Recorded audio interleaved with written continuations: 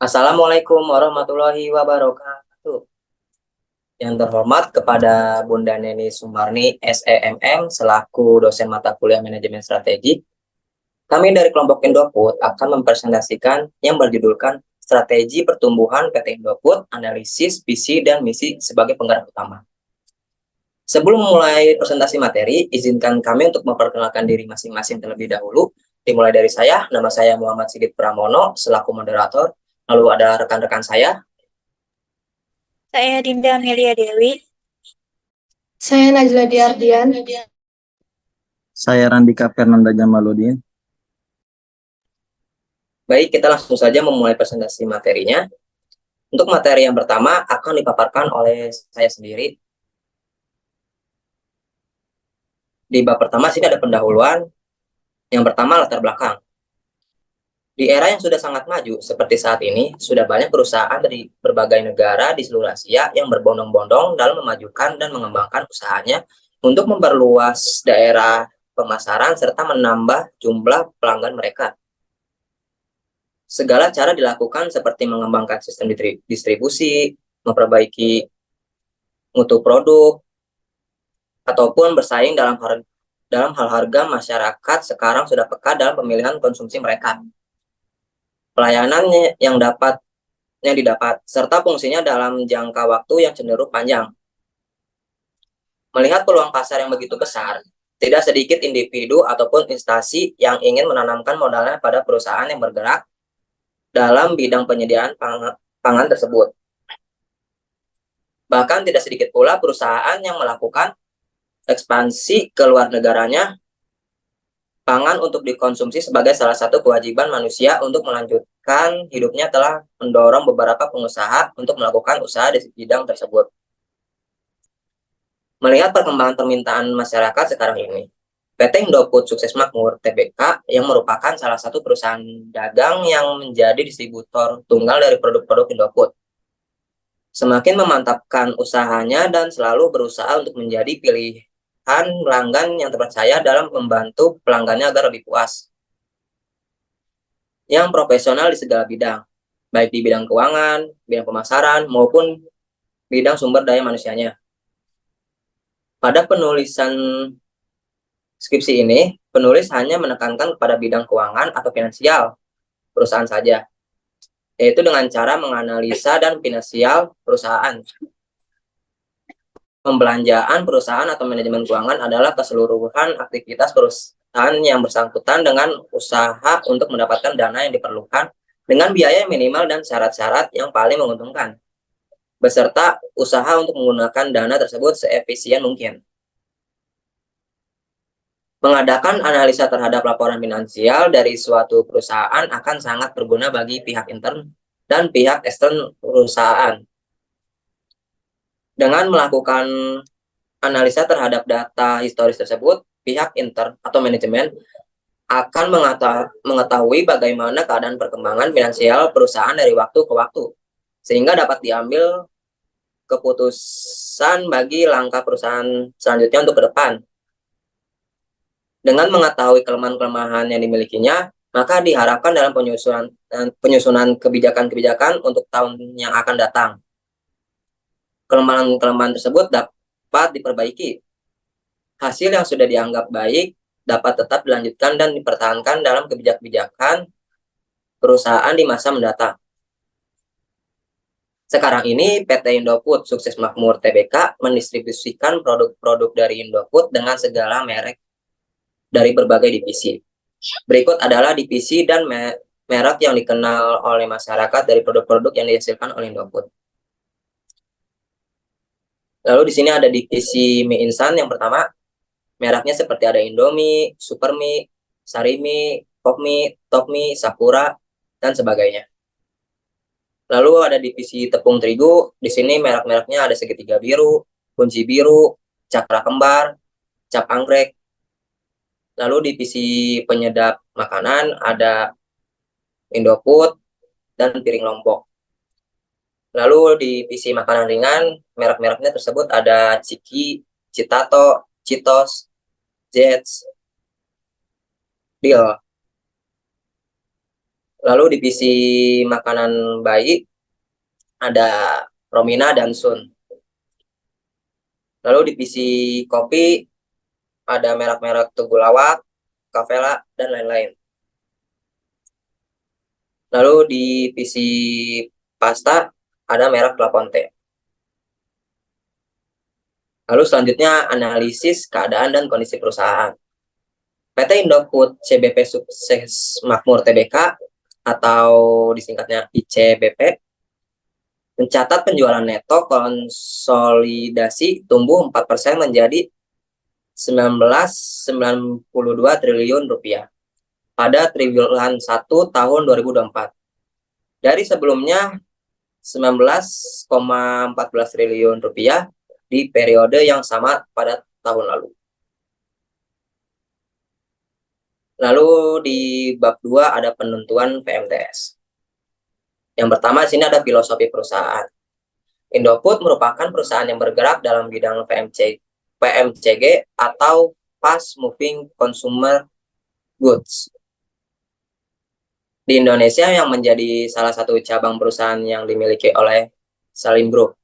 Sesuai dengan slogannya, lambang makanan bermutu. Perusahaan ini memiliki komitmen untuk menghasilkan produk makanan bermutu, aman, dan halal untuk dikonsumsi. Aspek kesegaran, higienis, kandungan gizi, rasa, praktis, aman, dan halal untuk dikonsumsi senantiasa menjadi prioritas perusahaan ini untuk menjamin mutu produk yang selalu prima. Lalu selanjutnya ada profil perusahaan. PT Indofood Sukses Makmur Tbk atau yang sering dikenal dengan PT Indofood ialah sebuah perusahaan yang memproduksi berbagai macam makanan dan minuman. Tidak sedikit produknya yang menghiasi rak-rak supermarket di Indonesia. Perusahaan Indofood sendiri dibangun sejak tahun 1990, di mana orang pertama yang membangunnya adalah Sudono Salim.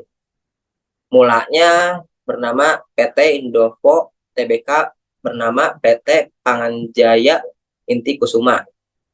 Akan tetapi, sejak tahun 1994, perusahaan tersebut mengganti nama menjadi Panganjaya Inti Kusuma menjadi PT Indofood Sukses Makmur. Perusahaan ini memiliki visi yaitu ingin menjadi perusahaan yang bisa melakukan pemenuhan terhadap kebutuhan akan pangan dengan produk yang bermutu dan berkualitas. Selain itu, aman untuk dikonsumsi dan akan menjadi pemimpin di industri makanan. Adapun misi dari perusahaan ini adalah menjadikan perusahaan yang berskala transnasional yang dimana mampu untuk membawa nama negara di Indonesia pada industri makanan. PT Indofood Tbk sendiri membagi bisnisnya ke dalam 5 segmen. Di antaranya yaitu agrobisnis, distribusi serta budidaya, bogasari, dan juga pengolahan sayur-sayuran. PT Indofood Tbk saat ini sudah berhasil melakukan ekspor bahan makanan hasil produksinya sampai ke Eropa, Asia, dan bahkan Australia. Produknya yaitu mie instan, es krim, biskuit, makanan ringan, minyak goreng, pasta, susu, dan lain-lain. Akan tetapi, produk yang sangat diminati di pasar global yaitu mie instan yang bermerek Indomie. Setelah melalui reorganisasi yang dilakukan pada tahun 2009, PT Indofood Tbk saat ini sudah tidak lagi melakukan produksi dalam bidang makanan dan minuman secara langsung, melainkan melalui anak perusahaan yang bernama Bogasari Flour Mills, dan katanya anak perusahaan ini juga akan dipisah menjadi PT Paru. Sekian presentasi dari saya. Selanjutnya materi selanjutnya akan dipresentasikan oleh Randika Fernanda Jamaludin. Silakan Saudara Randika. Baik, selanjutnya yaitu masuk ke logo perusahaan. Berikut adalah logo perusahaan Indofood yang sudah tertera di gambar. Selanjutnya yaitu penyusunan FMTS, yaitu visi, misi, tujuan, dan sasaran.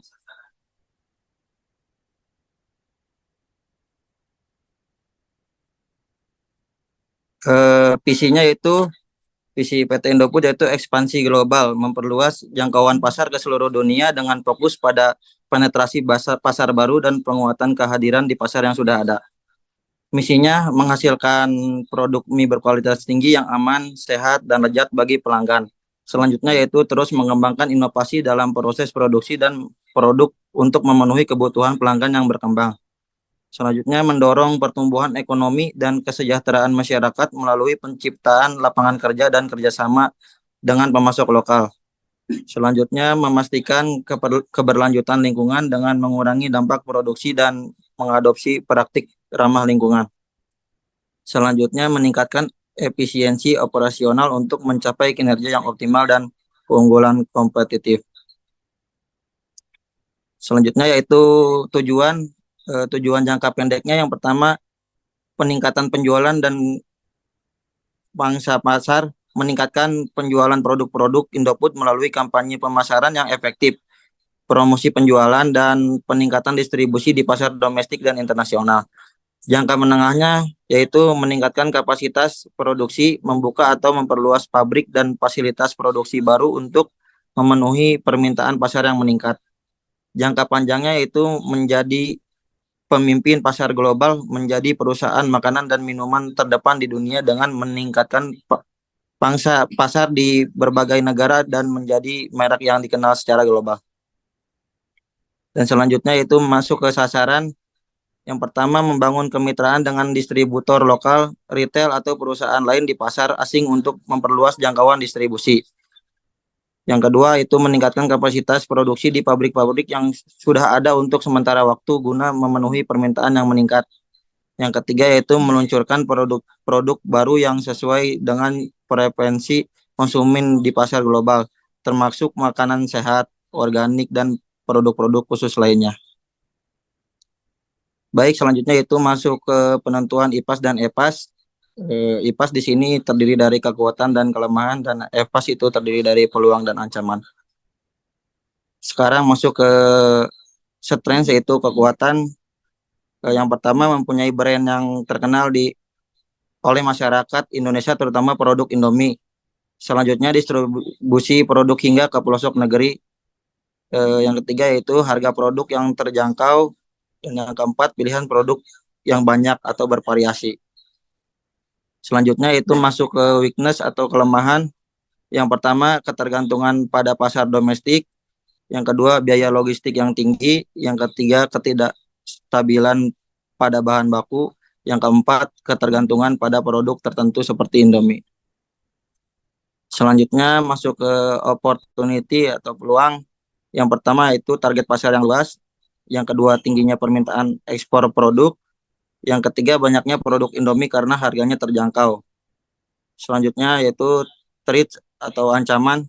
Yang pertama, persaingan dengan perusahaan lain. Yang kedua, fluktuasi ekonomi global. Yang ketiga, harga yang terjangkau dapat memicu perang harga dengan kompetitor. Selanjutnya di sini ada faktor identifikasi SWOT dan bobot, rating dan skor. Yang pertama itu dibagi menjadi dua. Yang pertama ada IPAS yang terdiri dari kekuatan dan kelemahan, dan yang kedua ada EPAS yang terdiri dari peluang dan ancaman. Masuk ke bagian yang pertama yaitu nomor 1, kekuatannya mempunyai brand yang telah dikenal oleh masyarakat. Bobotnya itu 0,3, ratingnya 4, dan skornya 1,2.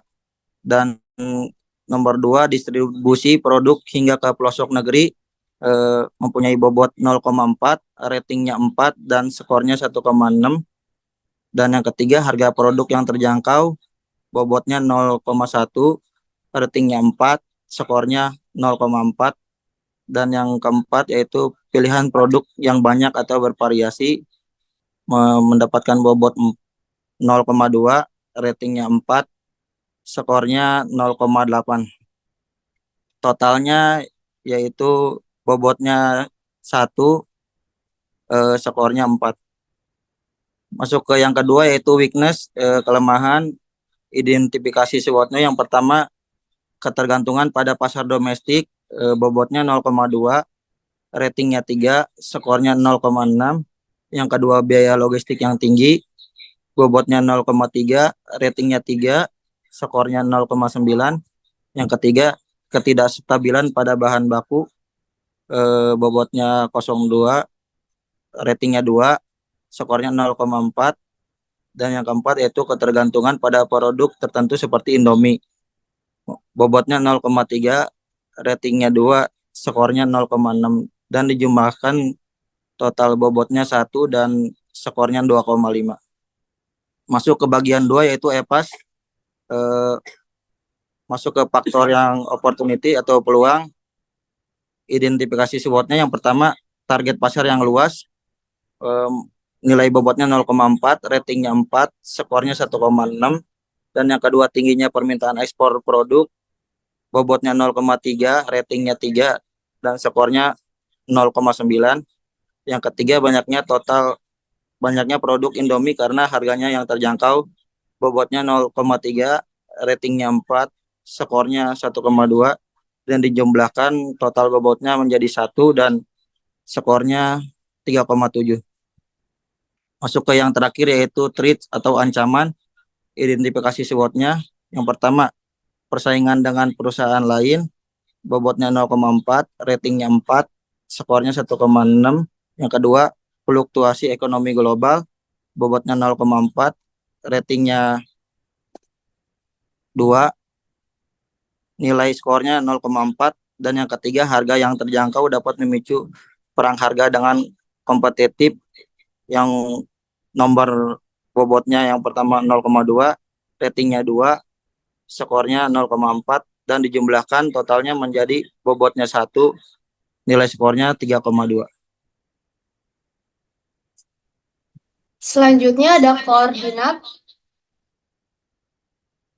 Berdasarkan hasil perhitungan skor didapatkan total skor untuk masing-masing aspek kekuatan, kelemahan, peluang, dan ancaman sebagai berikut.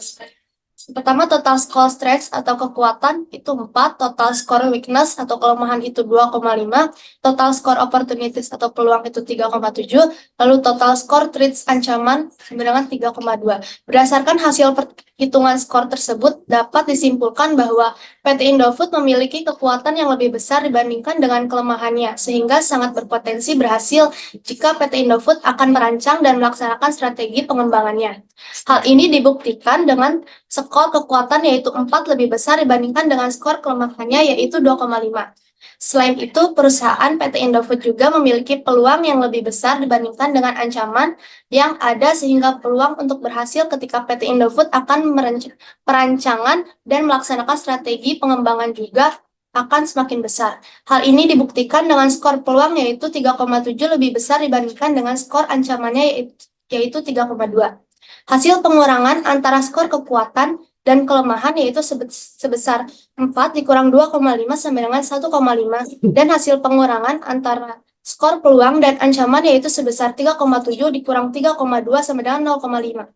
Dari total skor, IFAS dan EFAS akan terbentuk titik acuan matriks kuadran SWOT untuk mengetahui posisi perusahaan, sehingga kami dapat membuat rekomendasi strategi perusahaan dari posisi perusahaan tersebut. Matriks kuadran SWOT dapat dilihat pada gambar 1.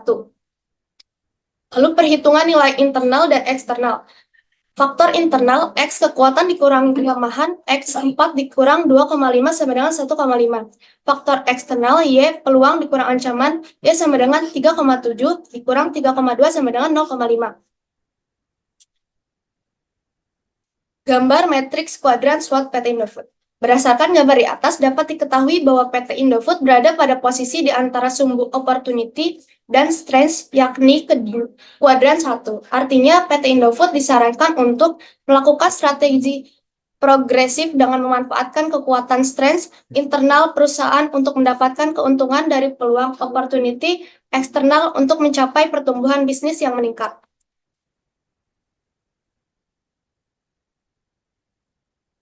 Lalu selanjutnya ada internal kekuatan strength, mempunyai brand yang telah dikenal oleh masyarakat Indonesia, terutama produk Indomie. Distribusi produk hingga ke pelosok negeri. Yang ketiga ada harga produk yang terjangkau, pilihan produk banyak atau bervariasi. Kelemahan atau weakness, yang pertama ada ketergantungan pada pasar domestik, biaya logistik yang tinggi, 3. Ketidakstabilan pada bahan baku. Keempat, ketergantungan pada produk tertentu seperti Indomie. Lalu ada peluang opportunity. Yang pertama, target pasar yang luas. 2. Tingginya permintaan ekspor produk. 3. Banyaknya produk Indomie karena harganya terjangkau. Strategi SO. Yang pertama, memanfaatkan pengakuan merek yang kuat untuk menjangkau pasar baru seperti ekspansi geografis, meningkatkan distribusi ke daerah-daerah yang belum terjangkau atau kurang maksimal. E-commerce memperluas kehadiran di platform e-commerce dan meningkatkan promosi digital untuk menjangkau konsumen online. Pasar internasional meningkatkan ekspor dan membuka pasar baru di luar negeri dengan menyesuaikan produk sesuai selera lokal. Lalu yang kedua, menggunakan kekuatan logistik yang sudah ada untuk memanfaatkan peluang pasar di daerah pelosok. Strategi WO-nya, yang pertama mengurangi ketergantungan pada pasar domestik dengan ekspansi ke pasar internasional. Penetrasi pasar baru, melakukan penelitian pasar untuk mengidentifikasi dan memasuki pasar-pasar baru yang memiliki potensi pertumbuhan tinggi. Distribusi global, membangun dan memperkuat jaringan distribusi internasional untuk memastikan produk tersedia di berbagai negara. Kemitraan strategis, menjalin kemitraan dengan distributor lokal di pasar internasional untuk mempercepat proses penetrasi pasar. Yang kedua ada mengatasi biaya logistik yang tinggi dengan mengoptimalkan rantai pasok. Manajemen persediaan yang efisien, mengimplementasi sistem. Lalu ada kerjasama dengan perusahaan logistik lokal, berkolaborasi dengan perusahaan logistik lokal yang memiliki jaringan luas hingga ke daerah terpencil. Optimasi rantai pasok, mengoptimalkan rantai pasok dengan teknologi manajemen inventaris yang canggih untuk memastikan produk selalu tersedia dan tepat waktu di daerah terpencil. Yang ketiga, menggunakan kekuatan efisiensi produk untuk memanfaatkan peluang menurunkan biaya. Otomatisasi produksi, mengimplementasikan teknologi otomatisasi di pabrik untuk meningkatkan efisiensi produksi dan mengurangi biaya tenaga kerja. Skala ekonomi, memanfaatkan skala ekonomi dengan meningkatkan volume produksi untuk menurunkan biaya per unit. Pengelolaan bahan baku, mencari sumber bahan baku yang lebih murah namun tetap berkualitas melalui negosiasi kontrak jangka panjang dengan pemasok. Lalu manajemen persediaan yang efisien untuk mengurangi biaya penyimpanan dan menghindari overstocking. JIT mengadopsi strategi JIT untuk mengurangi biaya penyimpanan dan meningkatkan efisiensi pengiriman.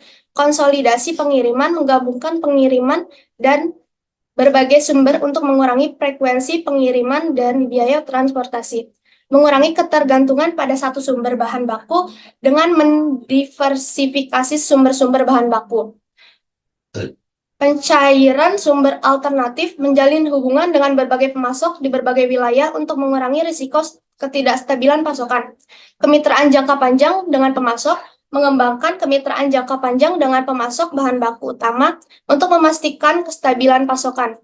Lalu pengembangan pemasok lokal, mengembangkan pemasok lokal untuk mengurangi ketergantungan pada impor dan mengurangi risiko terkait logistik internasional. Yang keempat, lalu ada mengurangi ketergantungan pada produk tunggal dan diversifikasi portofolio produk. Inovasi produk, mengembangkan produk baru di berbagai kategori, makanan siap saji atau makanan instan yang sesuai dengan kebutuhan dan tren konsumen. Ekspansi kategori, memperluas ke berbagai kategori produk makanan ringan, minuman, atau makanan beku untuk memperluas pangsa pasar. Akuisisi dan penggabungan, melakukan akuisisi atau penggabungan dengan merek lain untuk mendapatkan akses ke produk-produk yang berbeda dan memperluas portofolio.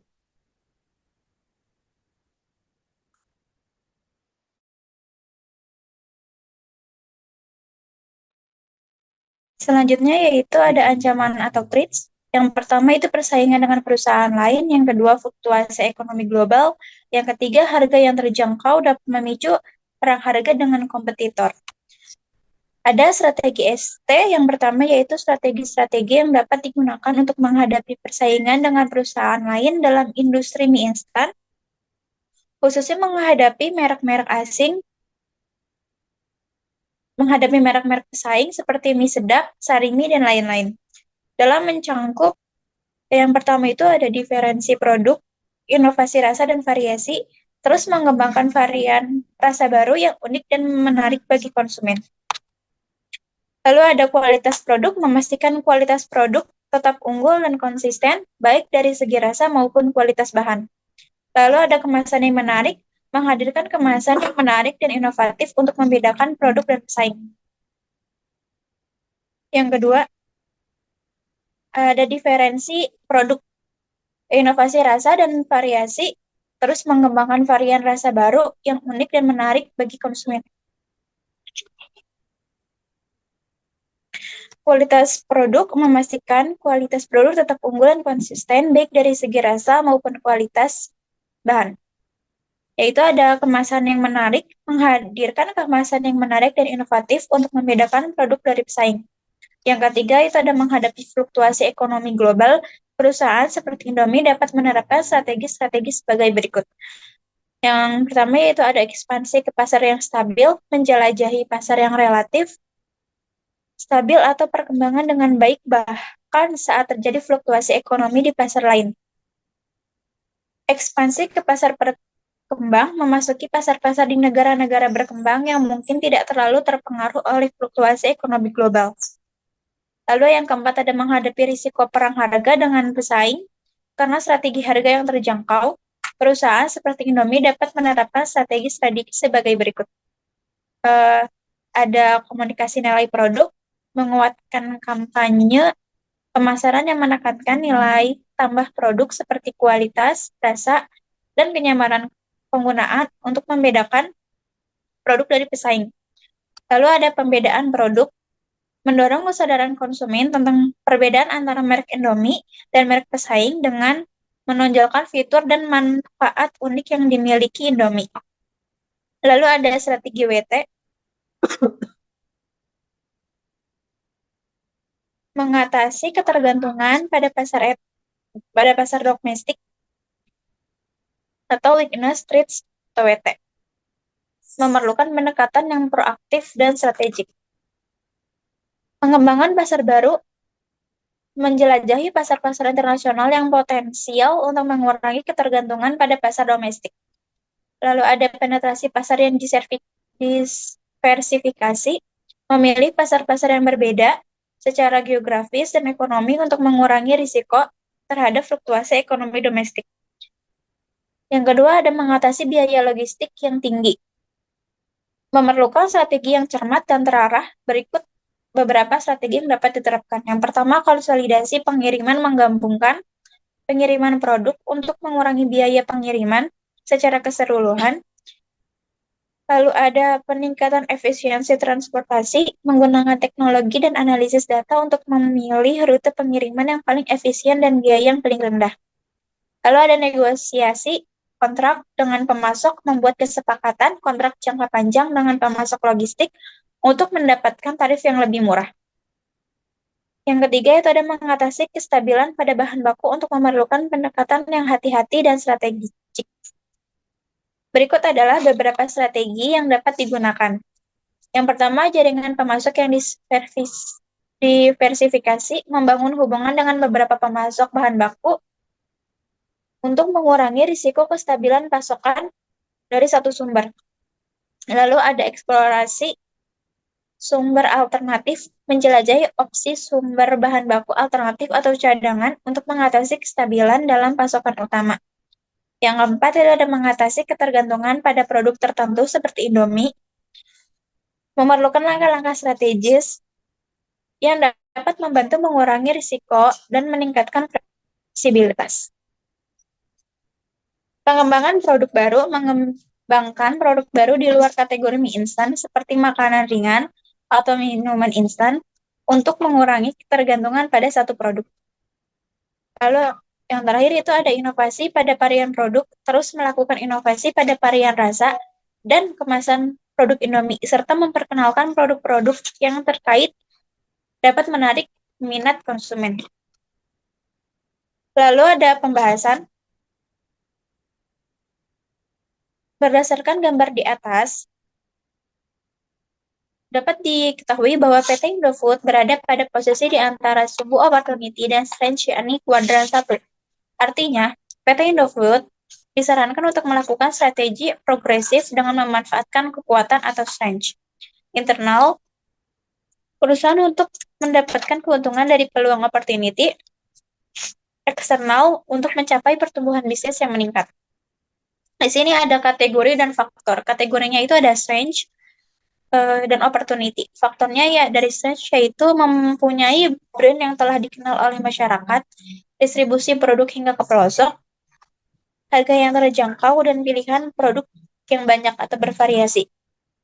Lalu faktor dari opportunity yaitu target pasar yang luas, tingginya permintaan ekspor produk, banyaknya produk Indomie karena harganya terjangkau.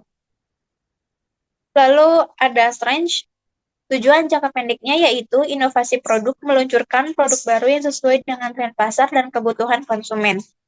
Tujuan jangka menengahnya yaitu pengembangan produk baru, meluncurkan lini produk baru untuk memenuhi berbagai kebutuhan konsumen dan mengikuti tren pasar.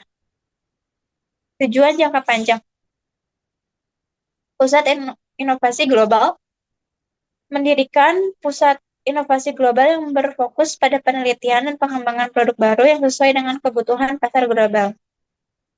Lalu ada opportunity, tujuan jangka pendeknya yaitu pemasaran digital, menggunakan strategi pemasaran digital termasuk media sosial dan kampanye iklan online untuk meningkatkan awareness dan penjualan produk.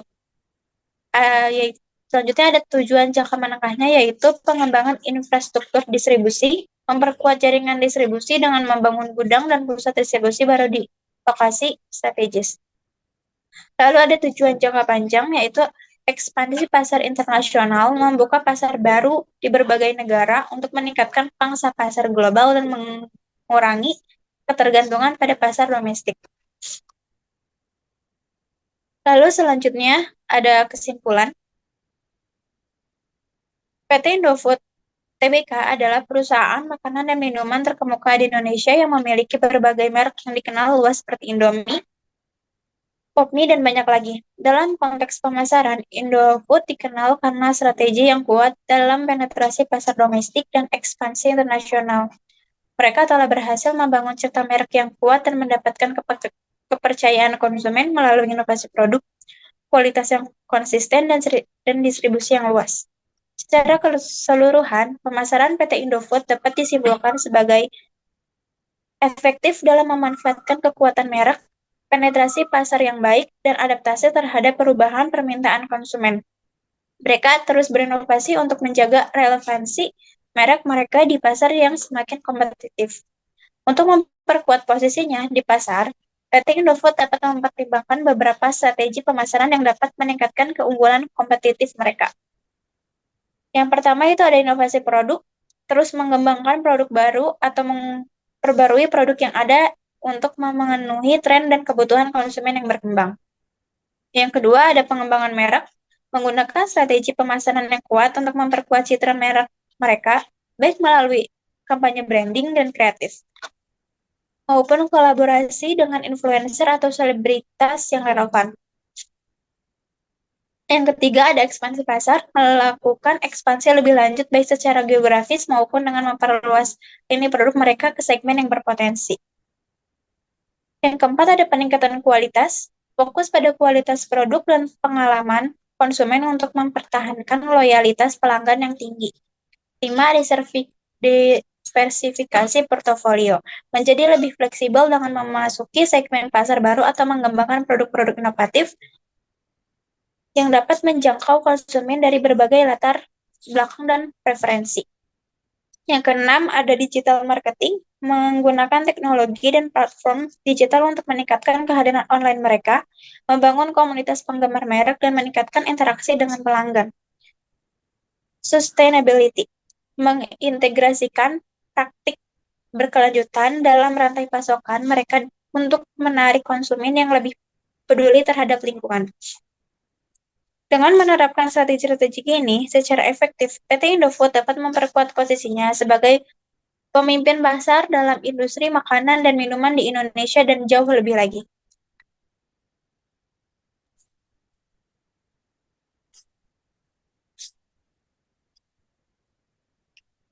Sekian presentasi materi dari kami. Jika ada kekurangan atau kesalahan kami minta maaf.